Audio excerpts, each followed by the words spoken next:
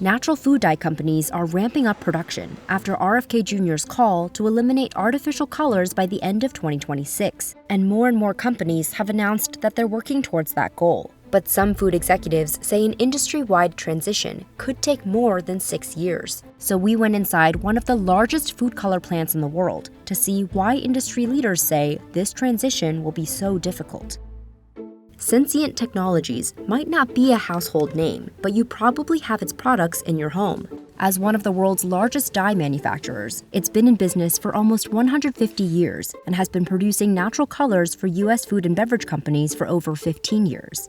How has business changed for Sensient since RFK Jr. took office and with the rise of the MAHA movement? Well, it certainly accelerated efforts around natural colors. Although interestingly enough, natural colors was very much the trend even before that announcement. The big change now is every product that's in the market that's not been newly released in the last number of years is going to need to convert to natural. So has your phone sort of been ringing off the hook with all these customers who are saying, you know, we've got 2 years or we've got about a year to make this happen, help us? Yeah, the phones are ringing. Most brands are very well in the hunt to get this thing right. And a lot of brands have been doing this for years. So it's not brand new to anybody per se, but it's just the timing and the scale is what has changed the dynamic here considerably.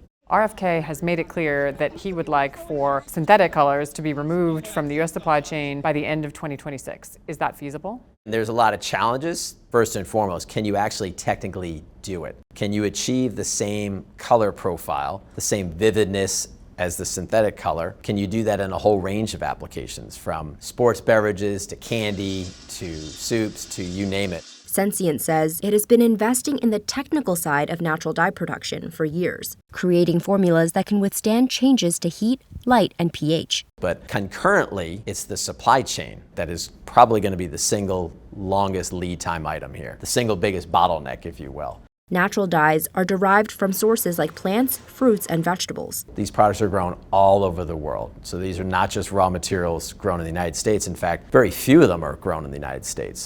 The raw materials arrive at the plant in the form of concentrates. They're blended into liquid or powder formulas and then sent to food companies to be added to their products. Sensient estimates it will need 10 times the amount of product it has now to meet demand. So challenge number 1 is finding the land, and ideally, land that isn't prone to natural disasters. Several years ago, our butterfly pea flower crop was destroyed by a typhoon in the Philippines. We had a situation 2 years ago in Turkey where we sourced our black carrot. There was a major earthquake.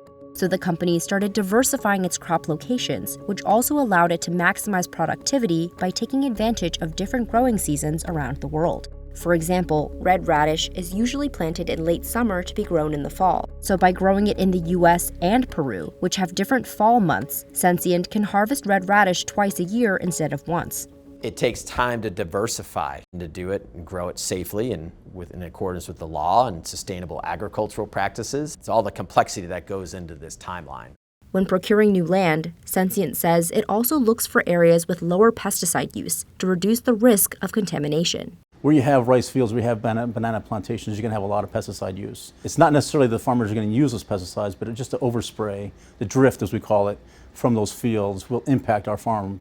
This is not only important for the safety of the product, but also for keeping costs down. Sensient says if it finds heavy metals or pesticides in its raw materials, it has to reject the shipment.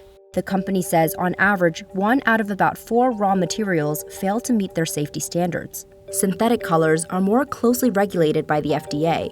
Natural colors don't currently have an FDA approval process, so Sensient created its own testing standard. Another hurdle has been finding the right growers for the job.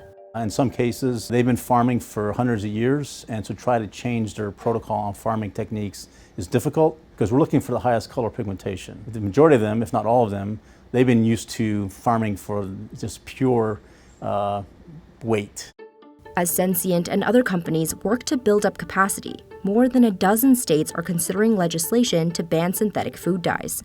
There's got to be a lot of folks who are, now trying to see a future in natural dyes. What does the competition look like, and what are you going to do to beat them? We've been working on this a long time. We've been investing for a long time. So somebody who may want to come to the game now, they would be at an inherent disadvantage. We play the long game, and I think we're going to be right about that. We could add a substantial amount of revenue to the business for this. And so this is an example to those who also like the long game, that if you've done your homework and you've studied the trends and you've invested in your business, the returns can be there in a very, very strong way.